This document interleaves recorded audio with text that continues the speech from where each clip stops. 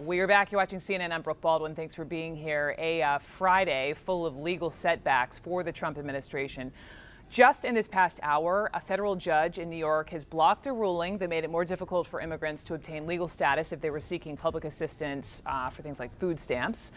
Meantime, another judge in Texas just ruled that the president's use of emergency funds to build his border wall is unlawful. And this is specifically about reallocating those military construction dollars.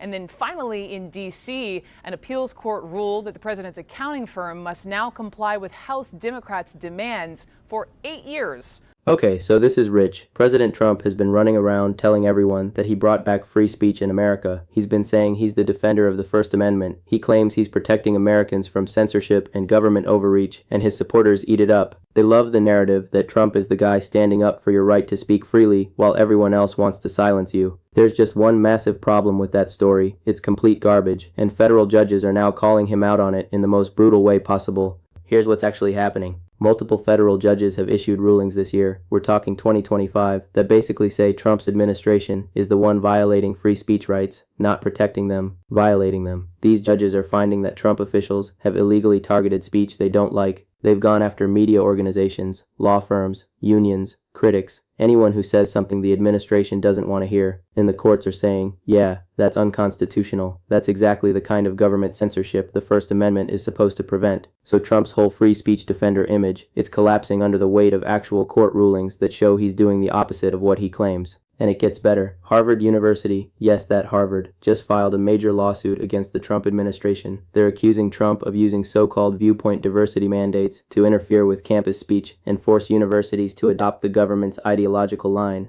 Let that sink in. Trump is literally trying to control what gets taught and discussed at universities. He's using federal power to pressure schools into teaching what he wants and punishing speech he doesn't like, and he's calling this protecting free speech. The hypocrisy is absolutely off the charts. But wait, there's more. Trump has been publicly boasting about how he brought back free speech. He says it all the time. Meanwhile, his administration is actively punishing media outlets that criticize him. They're going after government employees who speak out. They're pressuring contractors to stay silent about problems they see. They're using federal power to intimidate protesters and journalists. Civil liberties groups are saying this is blatantly unconstitutional. This video is in paid partnership with Kalshi. Before we get deeper into today's Trump topic, I want to show you something that ties directly into it. My partner Kalshi is the largest legal prediction market in the US, and it lets you trade on real-world events. These are real money markets where you're trading against other people, like a stock market for events. Everything on Kalshi is a simple yes or no contract. If a contract is trading at 45 cents, that means the market thinks there's about a 45% chance of that outcome happening. If it resolves yes, it pays out $1 per contract, so entering at 45 cents more than doubles your money if you're correct.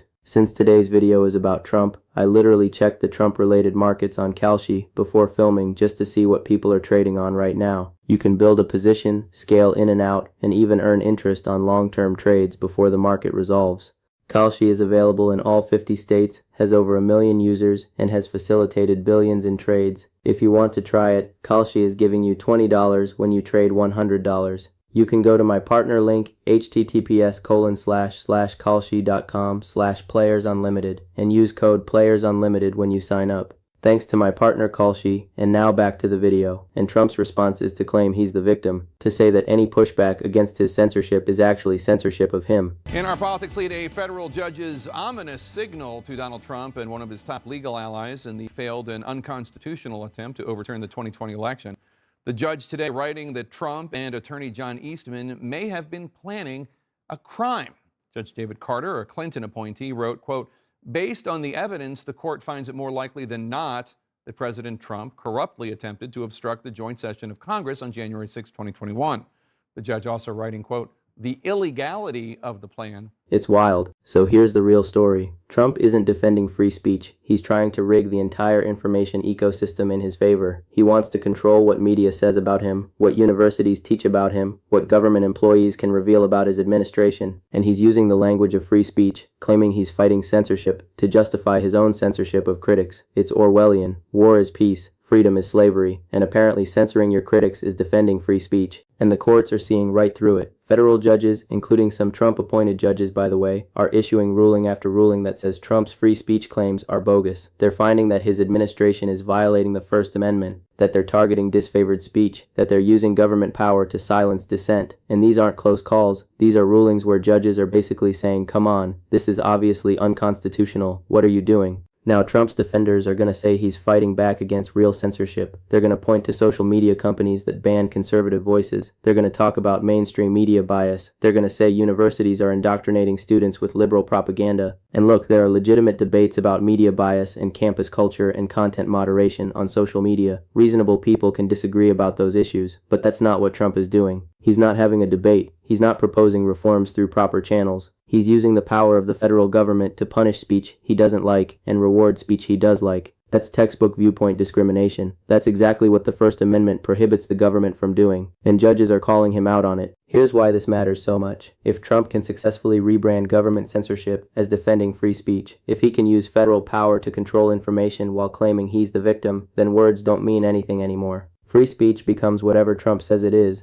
and that's incredibly dangerous because once you lose the ability to speak truth to power, once criticizing the government becomes something the government can punish you for, you don't have a democracy anymore. You have something much darker. So over the next 20 minutes, we're going to break down the court rulings that are destroying Trump's free speech defense. We're going to look at the Harvard lawsuit and what it reveals about Trump's real agenda. We're going to talk about how Trump is trying to rig the information landscape to protect himself from criticism. And we're going to figure out what it means when the president claims to defend free speech while actively suppressing it. Because this isn't just hypocrisy. This is an attempt to fundamentally change what free speech means in America. Let's get into it. Alright, so let's dig into the specifics of what Trump is actually doing and how courts are responding. Because the gap between Trump's rhetoric about free speech and his administration's actual behavior, it's absolutely massive, and federal judges are documenting that gap in ruling after ruling. So let's start with the court cases, because those are where Trump's free speech defense is really falling apart. Throughout 2025, multiple federal judges have issued rulings, finding that Trump administration officials illegally targeted speech they disagreed with. We're not talking about one isolated case. We're talking about a pattern across different jurisdictions and different types of speech. Media organizations getting punished for critical coverage, law firms facing retaliation for taking cases against the administration, unions being targeted for political advocacy.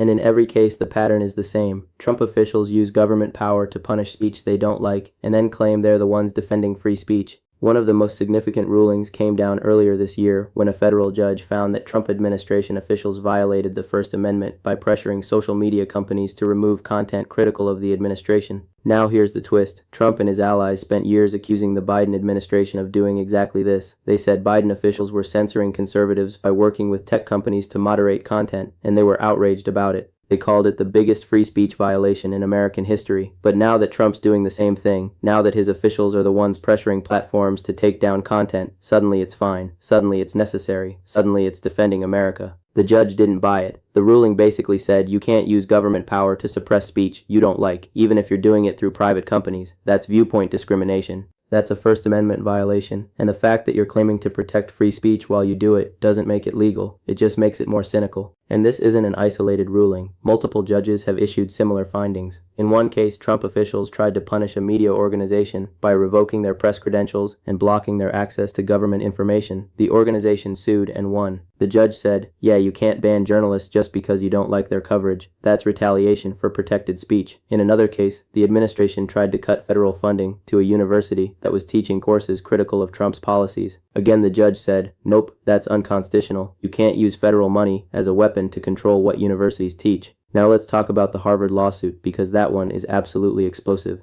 In April 2025, Harvard University filed a landmark case against the Trump administration. And the allegations in that complaint, they're basically saying Trump is trying to turn universities into propaganda arms of his administration. Here's what happened. Trump issued what he called viewpoint diversity mandates. The official line was that universities receiving federal funding have to ensure diverse viewpoints are represented on campus. Sounds reasonable, right? Who could be against viewpoint diversity? But Harvard's lawsuit argues, and they've got the receipts to back this up, that these mandates are really about forcing universities to adopt the Trump administration's ideological positions. They're not about protecting conservative students or ensuring balanced debate. They're about punishing universities that allow criticism of Trump and rewarding ones that toe the line. The lawsuit provides examples of Trump officials threatening to cut funding to schools that hosted speakers critical of the administration, of federal investigators showing up at universities to monitor what's being taught in political science classes, of explicit threats that schools better start teaching more pro-Trump content or they'll lose their federal grants. And here's the kicker. Trump is doing all of this while claiming he's fighting censorship on college campuses. He says he's protecting conservative students from liberal professors. But what he's actually doing, according to Harvard's lawyers, is using federal power to control academic speech, to dictate what universities can teach, to punish institutions that allow criticism of his administration. That's not protecting free speech. That's the government telling schools what they're allowed to say. That's literally the opposite of free speech. Harvard's lawsuit also points out the staggering hypocrisy of Trump's position. For years, Trump and his allies railed against cancel culture. They said universities were silencing conservative voices. They demanded that campuses protect controversial speech even when it made people uncomfortable. But now that Trump has power, now that he can actually use government force to control speech, he's doing exactly what he accused universities of doing. He's trying to cancel speech he doesn't like. He's just doing it with federal funding threats instead of student protests. And it's not just Harvard. Other universities are watching this case closely because they're dealing with the same pressures. Trump officials are making it clear, if you want federal research grants, if you want student aid funding, if you want any of the billions of dollars that flow from Washington to higher education, you better not allow too much criticism of this administration on your campus. You better not let your faculty say things we don't like. You better not host speakers who make us look bad. That's the message. And universities are being forced to choose between their academic freedom and their federal funding. Now let's zoom out and look at the bigger pattern here. Because Trump's approach to free speech isn't just about courts and universities, it's about trying to control the entire information landscape. Look at what he's doing with media. He's been calling critical journalists enemies of the people. He's been encouraging his supporters to see negative coverage as fake news that should be ignored or punished. He's been threatening to revoke broadcast licenses for networks that fact-check him. He's been using federal agencies to harass news organizations through audits and investigations. And all of this is happening while he claims he's defending free speech from media censorship. Or look at what's happening inside the federal government. Trump has been going after whistleblowers with a vengeance. Government employees who report wrongdoing or speak out about problems they see, they're getting fired, they're getting investigated, they're getting intimidated into silence. And Trump's doing this while saying he's draining the swamp and fighting the deep state. But what he's really fighting is accountability. He's trying to make sure nobody inside the government can reveal what's actually happening. That's not transparency. That's not free speech. That's enforced silence. And then there are the protesters. Trump has been pushing for harsh crackdowns on demonstrations against his administration, aggressive police tactics, mass arrests, racketeering charges against protest organizers, federal prosecutors going after people who organize Black Lives Matter demonstrations or climate protests or anti-Trump rallies. And the justification is always public safety or law and order. But the effect, the obvious effect, is to make people scared to protest, to make dissent costly and dangerous. And that chills speech. That's the point. Civil liberties groups have been sounding the alarm about all of this. The ACLU has documented dozens of cases where Trump officials targeted speech they didn't like. Organizations that defend press freedom say we're seeing unprecedented attacks on journalism. Academic groups say Trump's university mandates are the most serious threat to academic freedom in modern American history. These aren't partisan groups just attacking Trump. These are organizations dedicated to protecting First Amendment rights, calling out behavior that violates those rights. But here's what makes Trump's approach so insidious. He's co-opted the language of free speech to justify suppressing free speech. When judges rule against him, he says they're censoring him. When media criticizes him, he says they're silencing conservative voices. When universities resist his mandates, he says they're the ones restricting viewpoint diversity. He's taken every legitimate concern about censorship and flipped it around to mean the opposite. So in Trump world, defending your right to criticize him is censorship. But him using government power to silence critics is free speech. It's genuinely Orwellian. And a lot of his supporters have bought into this completely inverted understanding of free speech. They genuinely believe Trump is fighting for their rights even as he's systematically dismantling the protections that allow dissent and criticism. They see judges ruling against Trump's censorship as evidence of judicial bias rather than as the courts doing their job of protecting constitutional rights. They see universities resisting government control of curriculum as proof that universities are the problem, rather than as institutions defending academic freedom. This is dangerous because once you lose a shared understanding of what free speech actually means, once the concept gets weaponized to mean whatever serves those in power, you can't have meaningful debates about rights anymore. Trump can violate the First Amendment while claiming to defend it, and his supporters will believe him because they've been conditioned to see any criticism of Trump as an attack on free speech. That's how you hollow out constitutional protections while maintaining the appearance of defending them. So we're at this point where federal judges are repeatedly finding that Trump is violating free speech rights. Major institutions like Harvard are suing him for trying to control what they teach. Civil liberties organizations are documenting a systematic campaign to suppress dissent. And Trump's response to all of this is to insist more loudly that he's the real defender of free speech, that everyone pushing back against him is the censor, that the courts ruling against him are biased, that the universities suing him are indoctrinating students, that the civil liberties groups criticizing him are partisan hacks. But at some point, the gap between the claims and the reality becomes too big to ignore. And that's where we are now. The court rulings are piling up. The evidence is overwhelming. Trump's free speech defense is crumbling because it was never real to begin with. It was always just cover for his attempt to control information and silence critics. And now judges and institutions are finally calling that out. Let's talk about what happens next. Okay, so let's break down what all of this actually means and where it's headed, because Trump's collapsing free speech defense isn't just about hypocrisy, it's about power. It's about who gets to control information in America, and it's about whether we still have meaningful constitutional protections or whether those protections only exist when they benefit people in power. Here's point 1. The court rulings against Trump aren't just legal victories for specific plaintiffs, they're creating a record. Every time a federal judge rules that Trump officials violated the First Amendment, that ruling becomes precedent. It becomes something future plaintiffs can cite. It becomes evidence of a pattern, and the pattern is damning. Trump says he defends free speech, but courts keep finding he violates it. That's not a coincidence. That's not a few bad decisions. That's what Trump's actual policy is, once you strip away the rhetoric. And this matters because Trump is trying to normalize behavior that used to be unthinkable, using federal power to pressure media companies, threatening universities with funding cuts if they allow criticism, going after whistleblowers and protesters. 10 years ago, if a president did this stuff, the outrage would have been bipartisan. Republicans and Democrats would have united to push back, but Trump has conditioned his supporters to see these actions as necessary and even heroic. So when courts rule against him, his base doesn't say, "Oh, maybe he went too far." They say the courts are corrupt, the judges are biased, the whole system is rigged against Trump. But having court rulings matters anyway, because even if Trump supporters don't care, the rulings establish facts. They create an official record that historians and future generations can look at. They make it harder for Trump to gaslight everyone about what actually happened. He can claim he defended free speech all he wants, but the federal judiciary, including judges he appointed, is saying in black and white that he violated free speech rights. That record matters. Point 2. The Harvard lawsuit is potentially a game changer for how universities respond to Trump's pressure. Because Harvard isn't some small school with limited resources, this is one of the most prestigious universities in the world, with essentially unlimited legal firepower. And they're not just quietly complying with Trump's mandates, they're suing, they're fighting back in court, and they're doing it publicly, which makes it harder for the administration to retaliate without proving Harvard's point about government intimidation. If Harvard wins this case, if they get a ruling that Trump's viewpoint diversity mandates are unconstitutional viewpoint discrimination, that's going to embolden other universities to resist. Right now, a lot of schools are scared. They don't want to lose federal funding. They don't want federal investigators showing up. They don't want to be the ones who stick their necks out. But if Harvard can successfully fight back and establish that these mandates violate academic freedom, then other schools are going to join the fight. And that's critical, because universities are one of the few institutions in American society that still have some independence from political pressure. Media companies can be intimidated through ratings and advertising. Corporations have to worry about regulations and contracts.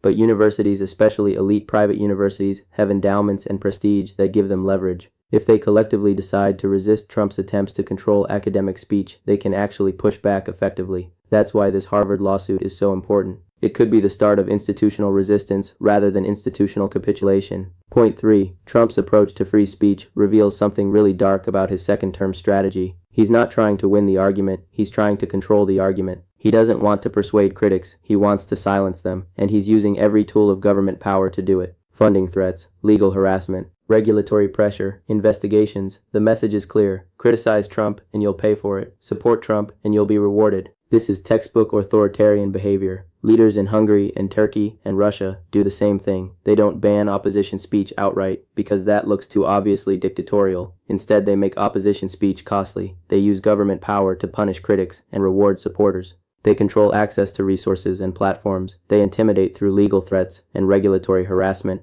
And they do all of this while claiming to defend freedom. It's a playbook, and Trump is running it page by page. The difference, and this is important, is that the United States still has institutions that can push back, federal courts that will rule against the president, universities with the resources to sue, a media industry that's decentralized enough that you can't totally control it, civil society organizations that document abuses. These are the institutional guardrails that separate us from full authoritarianism. But Trump is testing those guardrails hard. He's trying to see how much he can weaken them before they break, and that's why it matters so much when courts rule against him, when Harvard sues, when journalists keep reporting, when civil liberties groups keep documenting. Every act of institutional resistance makes it harder for Trump to consolidate control over information. Every ruling against his censorship efforts reinforces that there are still limits on presidential power. This isn't inevitable. The outcome depends on whether institutions keep fighting or whether they give up and comply. Now let's talk about the political implications, because those matter too. Trump's base doesn't care about these court rulings. They don't care that judges say he's violating free speech. They believe Trump's narrative that he's the victim and everyone else is corrupt. But persuadable voters, independents, moderates, people who aren't fully committed to either party, they're watching this. And when they see Harvard suing Trump for trying to control universities, when they see judges ruling that his administration violated the First Amendment, that reinforces the narrative that Trump is authoritarian, that he doesn't respect constitutional limits,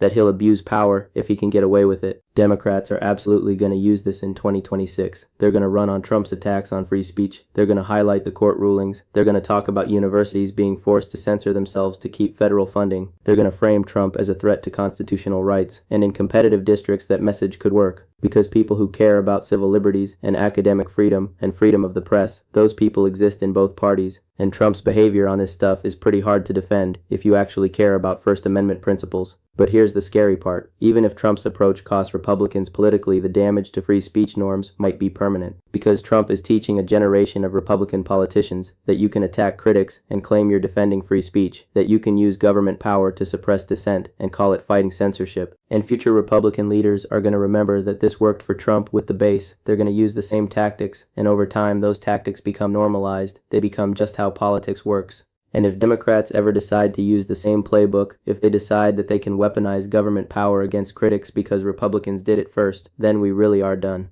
Then we're in a race to the bottom where every administration punishes its critics and rewards its supporters, and free speech becomes a partisan weapon instead of a constitutional protection. That's the nightmare scenario, and Trump is pushing us toward it. So what do? How do we push back? Well, supporting institutions that are resisting matters. When Harvard sues, that matters. When civil liberties groups document abuses, that matters. When journalists keep reporting, even under pressure, that matters. When ordinary people speak out about what they're seeing, that matters. Institutional resistance only works if individuals support it. If people stay informed and hold leaders accountable and refuse to accept the normalization of authoritarian behavior. And voting matters, because Trump can only do this stuff as long as he has power. If Republicans lose Congress in 2026, Trump's ability to pressure institutions shrinks dramatically. If he loses in 2028, well, he can't run again. But if his successor loses, the whole project of controlling information and suppressing dissent can be rolled back. Elections have consequences, and the consequence of electing people who abuse power is that power gets abused. So here's where we are. Trump claims he brought back free speech, but federal judges keep ruling that he's violating it. He says he's defending the First Amendment, but he's using government power to silence critics. His free speech defense is crumbling under the weight of evidence that he's doing the opposite of what he claims, and the question is whether enough Americans notice and care, whether institutions keep resisting, whether the courts keep ruling against him, whether this becomes a turning point, or whether we normalize authoritarian control over speech.